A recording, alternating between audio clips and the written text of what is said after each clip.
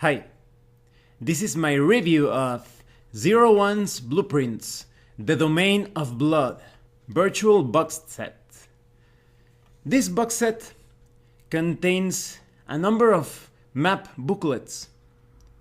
It's a complete mapping of a potential campaign setting that features the theme of vampirism. It's basically a representation of a vampire overlord's rule over an entire region. Now, let's talk about the quality of this virtual box set. The quality is superb, flawless. When you purchase the Domain of Blood box set, 5 of these map booklets are perfectly laid out maps in both blue and black color. So you prefer that old school flavor of blue maps, or if you prefer black lines, you have the options. You have every section of this entire domain represented in both colors. But you also have another booklet which is quite interesting. This booklet contains full color images and isometric and different perspectives of the castle of Lord Vladimir Drake. I'm going to talk about both the quality and the content of this box set as I go along with the review. So first, let's take a look at the domain booklet. Each map booklet contains an introduction and instructions on how to use this set of maps, because each map booklet contains an interactive feature that really allows you to have control over the entire layout of the domain. This is known as the Master Control panel, but this button of Rule the Dungeon, specifically of 01 games, is featured in each page of the map. And the cool thing is that even though this button seems to be overlapped upon the maps, it won't appear when you print the maps, so don't worry about that. So let's take a closer look at the Master Control panel. You can see this image on the right. It's a way to see how the overall layout of the maps will be affected. Although this version looks slightly blurry, you will see when I show you the proper maps that the quality is amazing. So keep your eyes on the right image in this little map. If I use the Rule the Dungeon button and I decide to turn the fill on or off, you will see how I can control the density of the lines according to my preference. And if I activate this other feature, which is the square/hex grid, I can change the grid to, for example, hexes if I want to.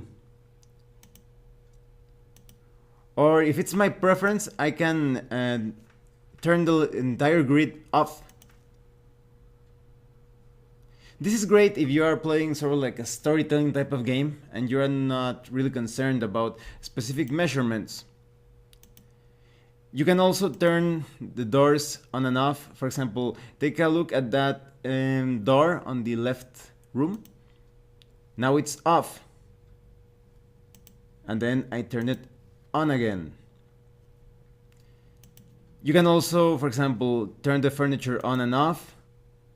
That way you could print the maps and draw your own furniture or elements inside each room. And of course you can also turn the text on and off, because maybe you want to show the players the areas that they are exploring, but you don't want to give any clues as to if that room is empty or it has some special features. So you may want to turn the numbers off. That way the players will not suspect anything. So as you can see, this Rule the Dungeon button controls everything. You can also print this compass. You can even modify the direction of north. Maybe you want a map that is facing more like eastward, so you can play around with the north of the compass. You can also tick the box indicating if you want to print this north indicator or not. You also have buttons to either print. Now let's take a look at the general map of the domain of blood. Now I'm going to zoom in at 600%, and as you can see, the lines remain quite clear, quite crisp. They do not look blurry or pixelated, so this is top-notch quality overall. The domain of blood in this general map is divided in 4 quadrants. You have the southwest, the southeast, northeast and northwest sections, and each one has some very special features that you can use to inspire yourself to create a campaign. Because, for example, let's take a look at the northwest area. You can see how this serves as a perfect perhaps entrance to the domain, where the player characters are just getting into things, exploring things, finding out what exactly is going to happen in this domain of blood. If we go towards the southwest, you can see a village. Is the village empty? Are there any survivors? What if the vampires' minions attack this village already? And in the southeast, we have a very suspicious area. Some caverns that could hold some powerful relics or further clues as to what is going on in the domain of blood. And in the northeast, we find the dreaded castle of Lord Vladimir Drake. When it comes to the colors of the map, I like the blue colors when it has to do with larger areas, wilderness areas, or places that you can use to map overland movement. And the black lines, I prefer them, for example, when they are displaying the interior of buildings or dungeons and such. But it's up to you, this is just my personal preference. So this main map of the domain of blood is perfect, and I think it's also really useful to create some scenarios, even if you're not playing role-playing games. If you're playing, for example, skirmish games or mass battle games, you could use this map as inspiration to create some scenarios based on the layout. Now let's take a closer look at each of these sections. The northwest area displays a wooded area next to a suspicious bridge. Now, all of the sections and encounter areas of the maps have some inspirational names. You can come up with some encounters and clues just by reading some of these places, because, for example, on this part we have the Devil's Spires. Why are they called like that? Maybe there are demons and devils hiding in that area. Or if you decide to cross Bright's Bridge, how did it come to be called like that? Maybe something happened related to a tragic bride, some marriage that was interrupted or postponed that never happened. The entire domain is crossed by the Crimson River, and I like it how in the Inn of Crimson Tears, the inn is surrounded by this sort of like a dam or protective barrier so that the water doesn't damage the inn. You also have Ravenwood, Drake's Road. All of these places are really evocative of things that are yet to happen or things that have happened, and serve as a basis for an encounter or an entire adventure. Because, for example, on the ancient caravans routes, maybe this route used to be quite prosperous, but people started to disappear as they crossed it. Maybe there is a band of werewolves attacking people over there. Now let's take a look at the northeast, Lord Drake's castle.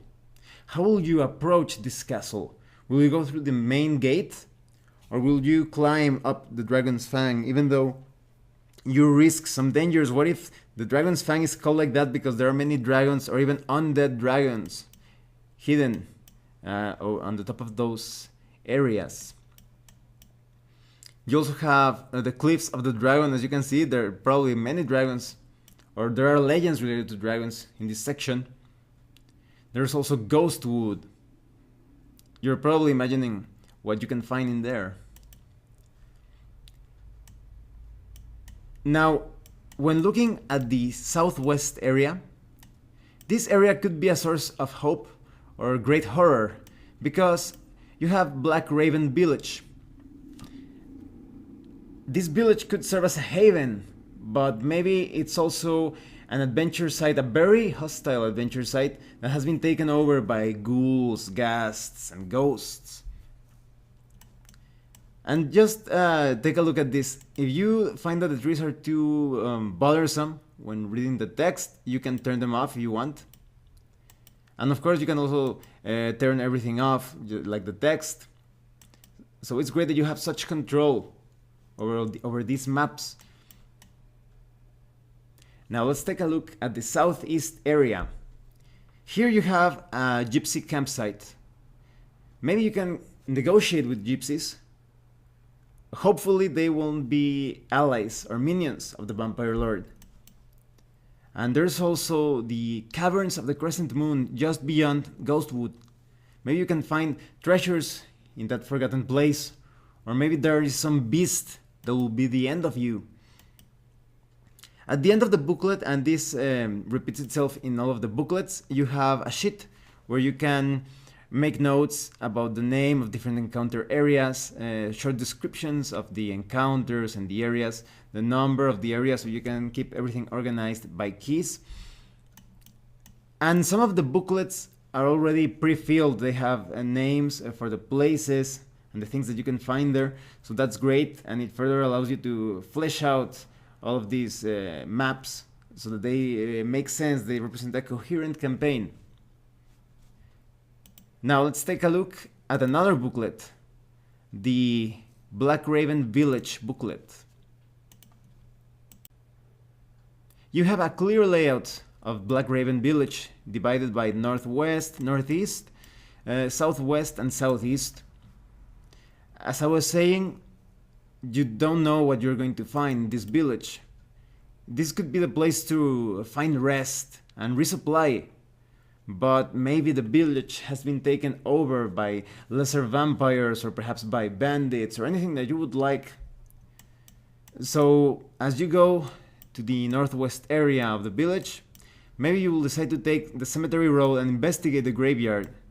Maybe there are some villagers trapped in that graveyard. Maybe they got into a mausoleum and they are being hunted down by a pack of ghouls or zombies, or there are some mummies someplace. You can find, I'm sure you can imagine many horrifying things that they can find in these types of horrific adventures.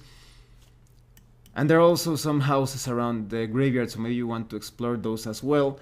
You can play out some very suspenseful encounters where perhaps there is some horrifying thing hidden in the closet as the player characters start to explore. And in the northeast, we have a merchant's caravan. Maybe there are some merchants that are still alive, or maybe they have already been killed, and you need to search through their wagons and their chests and everything that they have carrying around. And you may find some useful weapons or items to use in your fight against Lord Vladimir Drake. Now, when it comes to the southwest, you have a somewhat featureless area. You have some, like, the outskirts of the village, but I think this is a great place to hide some Easter eggs, because maybe the player characters will think that this area, because it's somewhat featureless, that is, you only have like trees and a few houses, maybe there's something hidden here, something that could be a key element to the adventure, or you could also set up some ambushes as well. When it comes to the southeast, we have the churchway that takes you to a temple, and this temple, maybe you can find holy water and scrolls of divine spells. But maybe, what if the church has already been taken over by some supernatural threat? Then we have a booklet featuring the interior of the buildings that you will find in Black Raven, but you also have like a close-up and gridded version of each of the encounter sites. So this is perfect to create battle plans. Remember that you have the master button so that you can turn all of the elements on and off. Maybe you want to turn the furniture off, and now you have a almost completely blank slate that you can further modify with your own ideas. And let's take a look at, for example, the Merchant Square. Now we can have some exciting battles here. Maybe the characters can use the wagons as some sort of barricade against anything that decides to attack them. Or if you decide to explore the town hall, the jail and sheriff's house, the different floors as well, because you have information on each floor of the buildings, you'll probably find the exploration quite suspenseful, and hopefully you will find something of value, maybe some rations or some powerful weapons. You also have a map of the church as well, the ground level and the first level, perfectly laid out.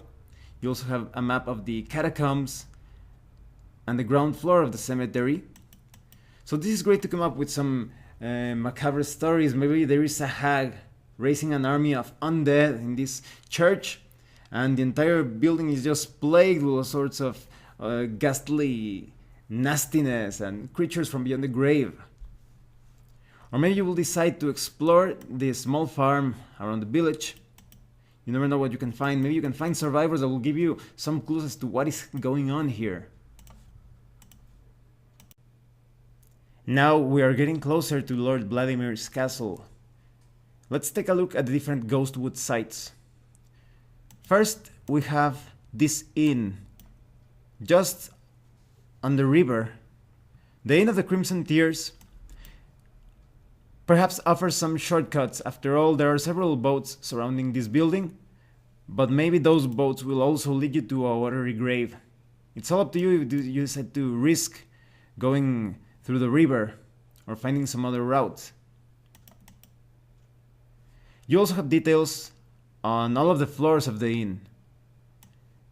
These buildings are great because they could be a potential source of respite and of healing, but they could also be very dangerous sites where the sense of despair and complete lack of hope could be enhanced because of the different horrors that the player characters couldn't find within those buildings. And then we have the Gypsies camp that is in the southeast area of the region.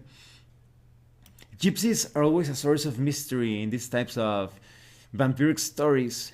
You never know if they're going to share some of their arcane secrets with you, something that could actually allow you to fight the horrors of the night in a more effective way, but they could also be in league with these horrors.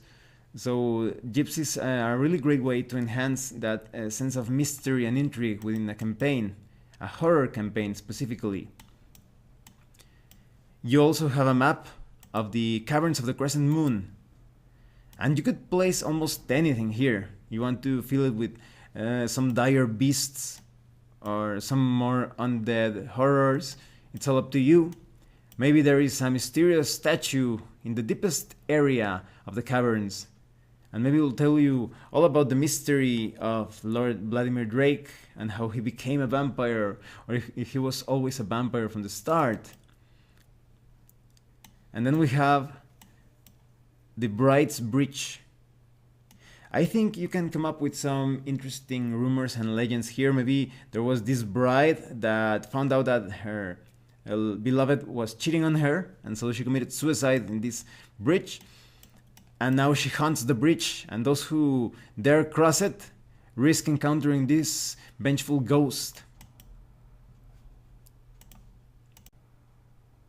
Now, let's take a somewhat simultaneous look at both the map booklet for Lord Drake's Castle and the Drake's Castle Count Vladimir's drawing book. And just take a look at this graphic design of the drawing book. It's really beautiful. The colors are so great and the layout. Let's start looking at it by parts. First, you have all of these different little squares showing you different sections of the castle, and they are hyperlinked. When you click one of these, it's going to take you directly to that map, or you have like a shortcut allowing you to print that map right away. You also have the Rule the Dungeon button. With the Rule the Dungeon button, you can turn everything on and off as well, text or background. You can customize how you want your maps to be printed.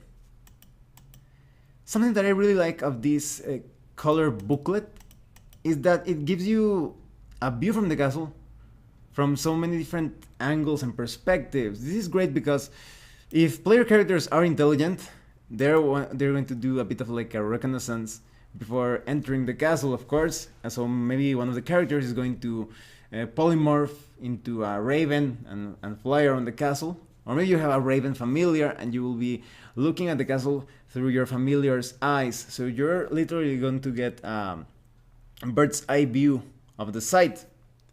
So when your adventurers tell you how does a specific area of the castle looks like, you can show them some of these images so they get a really good sense and become more immersed in the adventure. Of course, don't show everything to them. You have to show them what the characters are able to perceive. But you have different sections, even with the defensive wall not shown. So you can take a look at the interior of the castle. This is going to be awesome when the characters have just entered the courtyard of the castle, or maybe they are going around different areas in the rooms that have windows. You can show them these images of the entire layout from the outside in full color. That's amazing, that's awesome. And as we compare these different sections with the blue and black maps, you can see that you get a greater sense because of the isometric view. You will be able to describe the colors of the walls, the different stairways, different niches, nooks and crannies. So this way the player characters will be able to explore the castle in its entirety, and you can hide so many things in so many places: traps, magic items, cursed relics, powerful artifacts. It's all here, and that's not even mentioning all of the horrifying things within the castle, all of the undead servants of the vampire, all sorts of aberrations and monstrosities and tortured spirits. Great design overall, great layout, very inspirational and immersive. So what do I think of the Domain of Blood box set? Well, it left me aghast, breathless. This is the highest quality in mapping. And I think it's just so useful. If you're playing horror role-playing games, if you're playing in a specific dark campaign setting like Ravenloft, or if you're playing the Accursed from Savage Worlds, or Ghastly Affair, Victoriana, it fits so many different styles of plays and time contexts. You could use this in a medieval fantasy, but you could also, for example, use it in modern investigations. After all, there are many places in this world where time feels as if it's sitting still and it has barely advanced. There are many places filled with superstitions and horrors. So this collection of maps is just so useful in so many campaign settings, in all sorts of genres and subgenres, steampunk, investigative horror. There are just so many stories that you can create with these maps. The names of the maps are quite inspirational. All of the different sections and completely furnished rooms, all of the elements in wilderness, useful for mapping overland travel. It's just amazing. They thought of everything. So there is no other way to put it. This is the perfect map set for some horror adventures, especially now in this month of October. If you're planning to start a horror themed campaign, you definitely need to get these maps. And you do not necessarily need to be the antagonist of the different horrifying sites. Maybe your characters are vampires and you're actually protecting your domain from rival vampire lords or from some vampire hunters. You could also play it like that. And if you play skirmish games and war games, these maps will allow you to come up with some interesting battlefields. Just the other day I was taking a look at Bladestorm 2nd edition, the mission called Vampire's Castle, and they give you like a basic layout of the scenario, and they tell you if you want to add some other interesting things, go ahead and do it. And you could use the Domain of Blood box set to perhaps have an entire mini campaign around the mission of the Vampire Castle in that game. So I highly recommend that you get this Domain of Blood box set. I'm going to put all of the links in the description below so you know where to get it. So it's just so beautiful, and if you like blue maps or black line maps and the color booklet with the isometric and different perspectives of the entire castle complex, and this Domain of Blood box set is going to satisfy you all of your horror adventuring needs. Well, thanks for watching my review. If you have any comments or questions, please let me know. See you later.